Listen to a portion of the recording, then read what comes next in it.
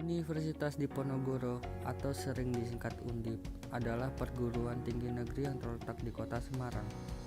Untuk memberikan pengalaman pengabdian dan pemberdayaan masyarakat, Universitas Diponegoro memberikan program KKN kepada mahasiswanya. Kita tidak tahu kita ada di mana dan kita menjadi siapa dan kita akan mengalami apa, maka yang bisa kita lakukan adalah yang hari ini, detik ini kita lakukan yang terbaik. Saya kira itu saja. Mohon maaf jika ada yang kurang berkenan. Dan dengan mengucap Bismillahirrahmanirrahim, maka penerjunan mahasiswa kuliah kerja nyata tim 1 Universitas Diponegoro tahun akademik 2020-2021 dengan menyatakan resmi dibuka. Semoga Allah selalu memberikan barokah, keselamatan, dan ridho pada kalian semua. Amin. KKN merupakan salah satu bentuk Tridharma perguruan tinggi. Bentuk implementasi dari Tridharma perguruan tinggi yaitu pendidikan dan pengajaran, penelitian dan pengembangan, serta pengabdian masyarakat. Pengalaman dalam bentuk keterlibatan peran di masyarakat melalui program KKN akan memberikan manfaat untuk mahasiswa maupun masyarakat itu sendiri. KKN Tim 1 Universitas Diponegoro tahun 2021 dilaksanakan secara mandiri berdasarkan domisili masing-masing mahasiswa. Hal tersebut dikarenakan adanya kebijakan pemerintah terkait pembatasan sosial untuk meminimalkan penyebaran virus corona. KKN Tim 1 tahun 2020-2021 mengusung tema pemberdayaan masyarakat di tengah pandemi COVID-19 berbasis pada tujuan pembangunan berkelanjutan. Assalamualaikum warahmatullahi wabarakatuh. Perkenalkan, nama saya Fajar Wicaksono. Saya berasal dari Departemen Teknik Industri Universitas Diponegoro. Saya merupakan tim 1 KKN Undip 2021. Pada kesempatan kali ini, KKN dilakukan di domisili masing-masing, tempat tinggal mahasiswa. Pada kesempatan kali ini, KKN Undip mengusung tema pemberdayaan masyarakat di tengah COVID-19 berbasis tujuan pembangunan berkelanjutan atau SDGs. Berikut program saya.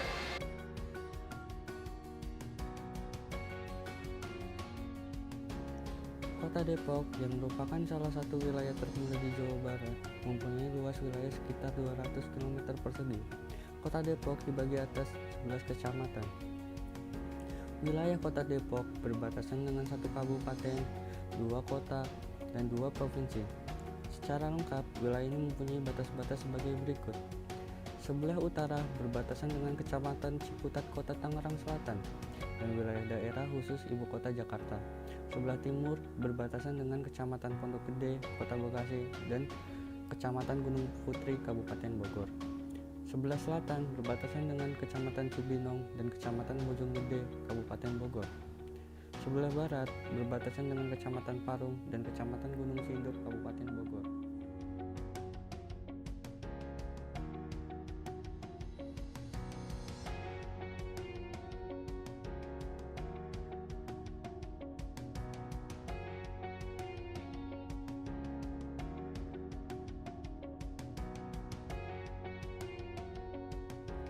Letak Kota Depok yang sangat strategis diapit oleh Kota Jakarta dan Kota Bogor. Hal ini menyebabkan Kota Depok semakin tumbuh dengan pesat seiring dengan meningkatnya perkembangan jaringan transportasi yang tersinkronisasi secara regional dengan kota-kota lainnya. Kota Depok selain merupakan pusat pemerintahan yang berbatasan langsung dengan wilayah daerah khusus Ibu Kota Jakarta, juga merupakan wilayah penyangga Ibu Kota Negara yang diarahkan untuk kota pemukiman, kota pendidikan, pusat pelayanan perdagangan dan jasa, kota pariwisata, dan juga sebagai kota resapan air. Kota Depok mempunyai keunggulan komparatif apabila dilihat dari letaknya yang sangat strategis, baik dilihat dari segi politik, ekonomi, sosial, budaya, dan pertahanan dan keamanan. Sebagai kota yang berbatasan langsung dengan Ibu Kota Negara, Kota Depok menghadapi berbagai permasalahan perkotaan, termasuk masalah kependudukan. Sebagai daerah penyangga Kota Jakarta, Kota Depok mendapat tekanan migrasi penduduk yang cukup tinggi sebagai akibat dari meningkatnya jumlah kawasan permukiman, pendidikan, perdagangan, dan jasa. Pada tahun 2014, kepadatan penduduk kota Depok mencapai 10.255 jiwa km persegi. Hal tersebut membuat Depok menjadi kota terpadat ke-19 se-Indonesia. Untuk wilayah Cilodong sendiri, kepadatan penduduknya mencapai 9.000 jiwa per km persegi. Selain masalah kepadatan penduduk, Depok mempunyai masalah mengenai kemacetan. Berbagai solusi telah diimplementasikan seperti penambahan ruas jalan, pembuatan lagu untuk menghilangkan stres, dan pembuatan separator jalan. Pada KKN kali ini, saya mengadakan di domisili saya, yaitu di Kelurahan Kalimulya, Kecamatan Cilodong. Kecamatan Cilodong berdiri pada tahun 2007 yang merupakan pemekaran dari Desa Kalibaru di Kecamatan Sukmajaya. Cilodong itu sendiri berasal dari nama Belanda, yaitu Land Cilodong, yaitu berupa tanah yang ditawarkan kepada publik oleh pemerintah Pieterjoch atau sekarang dikenal sebagai Bogor. Pada masa ini, Kalimulya Depok sudah tumbuh menjadi kota metropolitan yang padat atas aktivitas perkotaan. Baik permukiman perkampungan dan permukiman perumahan terdapat pada Kalimulya. Pada kawasan Kalimulya dibangun pusat perkantoran kota Depok dan fasilitas penunjang warga seperti alun-alun, gor, dan lainnya. Hal tersebut mengakibatkan banyaknya UMKM berupa warung makanan yang tumbuh subur untuk memenuhi kebutuhan pangan pekerja kantoran dan juga warga Kalimulya itu sendiri. Program KKN kali ini saya memiliki 2 program, yaitu pembuatan bimbel online berbasis web dan juga program sosialisasi vaksin melalui pembuatan poster dan juga web. Salah satu tujuan dari SDGs adalah menciptakan pendidikan yang berkualitas untuk masyarakat. Pada masa pandemi ini, aktivitas pendidikan di Kota Depok masih sangat terganggu karena pemerintah Kota Depok masih melarang aktivitas pembelajaran tatap muka. Pada masa seperti ini, masih banyak sekolah-sekolah di Kota Depok yang hanya memberikan tugas kepada para pelajar. Hal tersebut membuat terbatasnya akses materi untuk para pelajar di Kota Depok.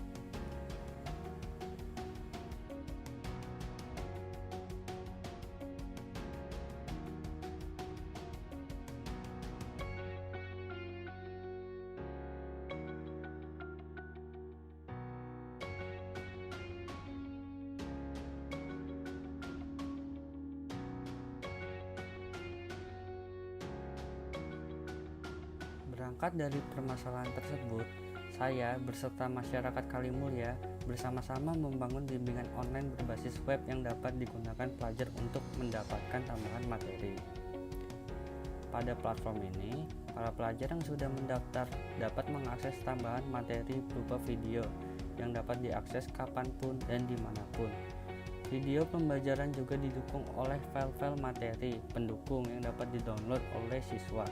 Para pelajar juga dapat mendownload video pembelajaran sehingga dapat diulang berkali-kali tanpa harus takut kuota habis seperti yang ditakutkan para pelajar. Sehabis melihat materi pembelajaran, para siswa juga dapat mengasah kemampuannya dengan mengerjakan latihan soal yang dapat dikerjakan secara online. Pada program ini, beberapa pelajar meminta untuk ditambahkan fitur yang dapat digunakan sebagai tempat bertanya jika para pelajar memiliki kesulitan dalam materi atau pengerjaan soal. Untuk itu, pada platform ini terdapat fitur live chat yang dapat digunakan para siswa untuk bertanya kepada tutor. Untuk mengisi materi pembelajaran, saya mengajak para mahasiswa yang berdomisili di Kalimulya untuk menjadi tutor atau guru untuk bimbingan belajar online ini. Di samping membantu lewat online, saya juga kerap membantu mengajar secara offline pada bimbingan belajar salah satu warga. Saat proses belajar mengajar, kami tetap menjalankan protokol kesehatan yang ditentukan.